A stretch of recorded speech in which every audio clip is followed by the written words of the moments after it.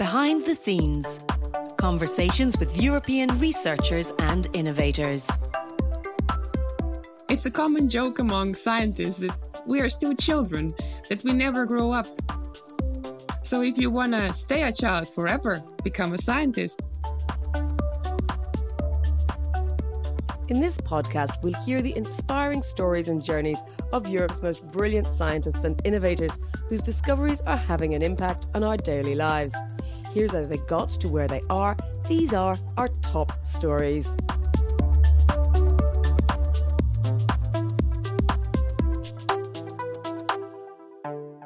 Our guest today is climate scientist Polona Itkin. She's talking to us from UiT, the Arctic University of Norway in Tromsø.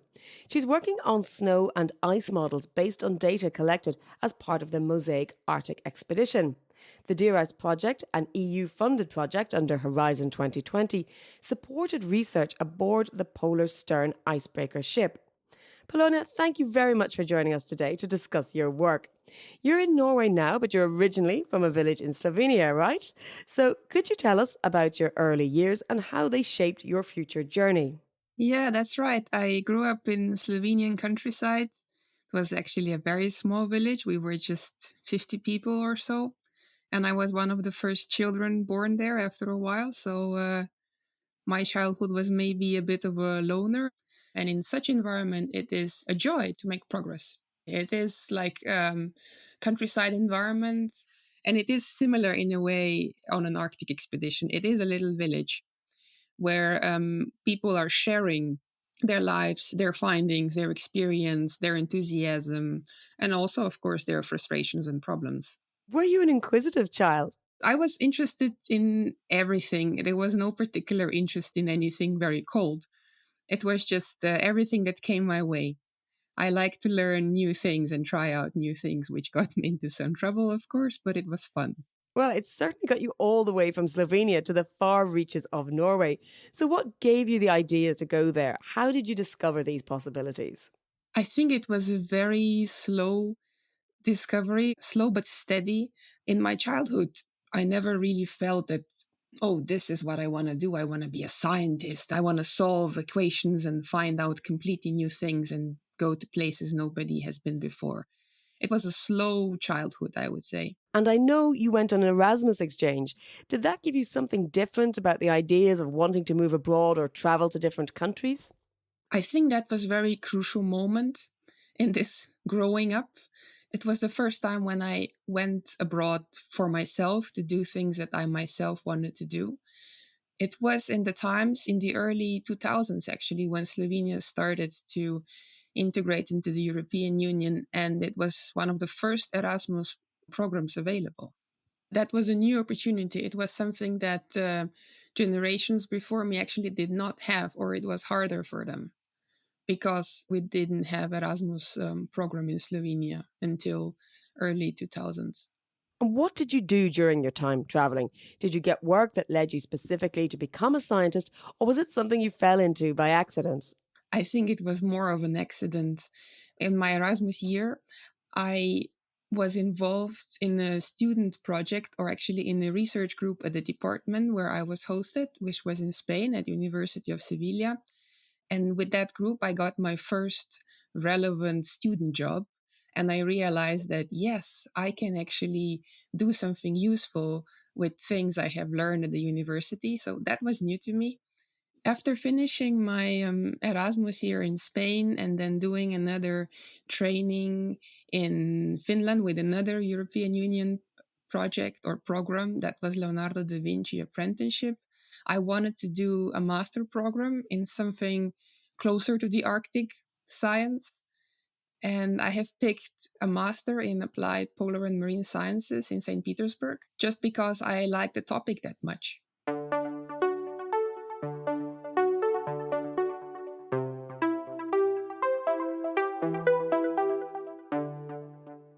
And you did manage to join the MOSAiC Arctic expedition. So explain in simple terms what that was about.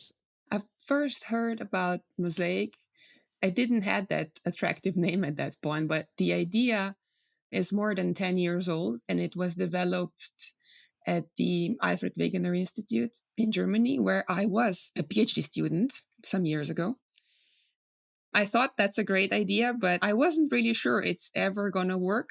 But it stayed with us and it attracted more and more people. So finally, with a lot of planning, with years of serious and meticulous planning, we achieved the goal of actually starting the expedition and taking the expedition through. And now we're back and we have huge amount of great data that we are right now working on. Today you're studying sea ice. Tell us more about this issue and the problem that you're addressing. Tell us more about the work that you're doing. I'm working with sea ice. That's the frozen ocean floating on top of the Arctic Ocean. And it is very exciting. It is the time to work with this because it is changing. It's changing abruptly, really fast. The summer sea ice cover is literally disappearing and it's going to be all gone, maybe even during our lifetimes. So the knowledge we have from before, from scientists and engineers in the 20th century, is not exactly relative today anymore. And our job, or my job, together with my colleagues, is to find out how different it is. It can be difficult to organize our research in a way that we are at the right place at the right time. It is a challenge, but I think that the excitement is the prevailing feeling. So you've mentioned challenges. And what was the biggest challenges as humanity we have at the moment is climate change. Can you tell us about how your work is connected to that or about how the data might be used? Yes, definitely. So we see a big change in the sea ice in the Arctic Ocean in the sense that it's getting very young. A lot of sea ice is now seasonal. In the past, we had sea ice covering large surfaces of the Arctic Ocean also in the summer, but that is not the case anymore. There is like half of the Arctic Ocean is now ice-free in summer. The ice which is remaining, it's relatively thin and it's getting even thinner, and eventually it's going to disappear. This means that in the winter after the summer, the ice is also not growing to such thicknesses as people have experienced 50 years ago. So that kind of system, which is thinner and younger, is behaving in a different way. And the data from MOSAiC expedition is going to help us understand how different they are. And most importantly, we will be able to use this data to run our numerical climate models. For now, we have to rely on the older data, which are maybe not that representative for the processes we're seeing in the Arctic today.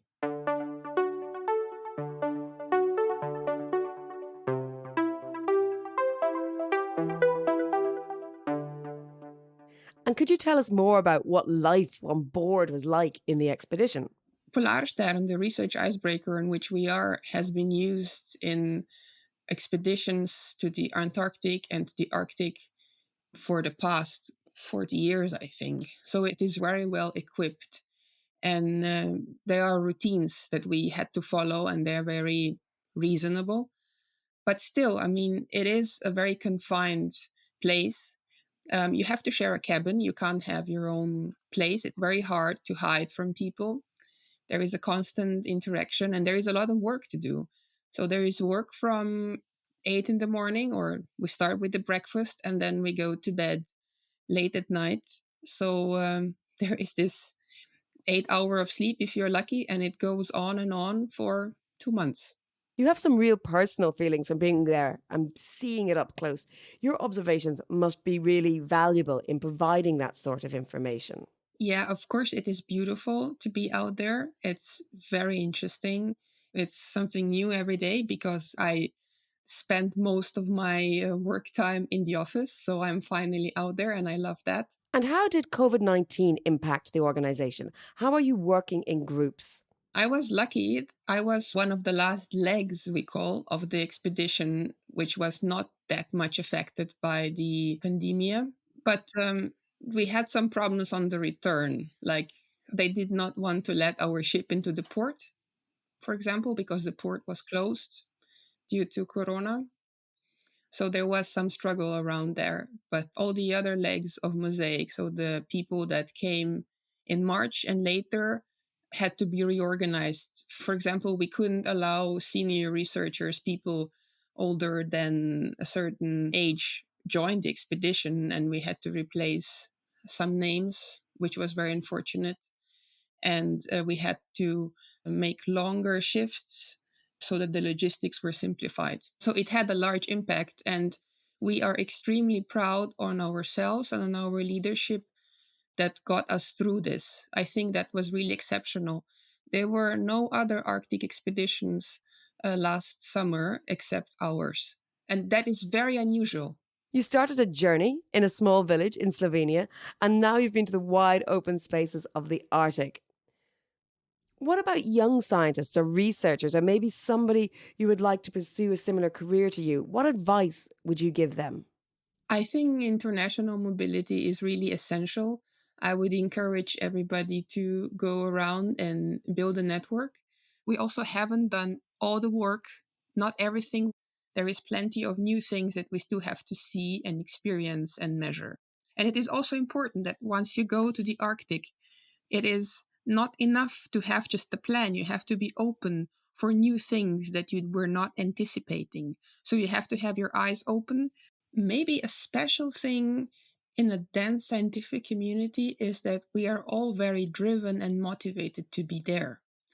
Actually, we also have an understanding of each other. We understand and appreciate each other's work. We are really supporting each other. It's a teamwork. It's a strongly connected team. Actually, the longer we spend together in a confined place, more connected we are. It is a huge and extended family. It is a little village.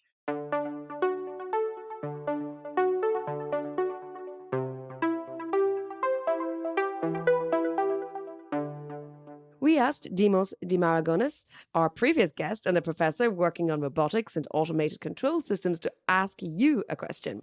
So he asks, as a robotics researcher, the main issue in outdoor environments is how we collect data.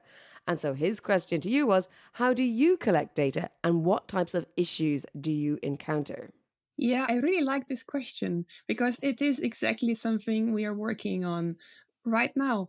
We are still collecting a lot of data by old-fashioned means, like we still drill a hole to see how thick the ice is. We are still walking around and pulling our induction sensors over the sea ice and so on. But we are also turning towards new technologies. We are already using robots. We are using underwater robots to explore, for example, the under ice topography, or to look at the wildlife and at the ocean properties in the deep with the robots. We are also using drones, for example, to get the surface topography of sea ice and snow surface. And we do hope that we will be using more of them. We even have a project at this time running to detect sea ice thickness by an antenna mounted on a drone. And you just got your own drone pilot license yourself. Yeah, that's right. And on Saturday, we're going and testing. We have to practice flying, of course. So, working with robots is also fun. So our next guest in this series is Jason Hezels. He's a professor at the University of Amsterdam, currently working on tracking down the host galaxies of fast radio bursts. What question would you like to ask him?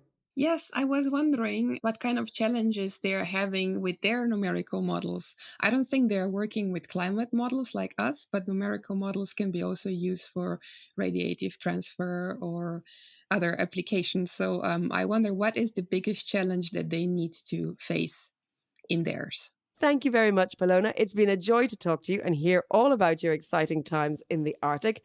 More information on that MOSAiC project can, of course, be found online. Check the details of the episode for all the links and information, especially if you are interested in knowing more about EU funding opportunities for your research. And thank you for joining us today. And please do join us for the next episode. This podcast series is brought to you by the European Commission, and you can find it on all listening platforms. If you enjoyed this conversation, rate this podcast on all listening platforms and share it with your friends on social media.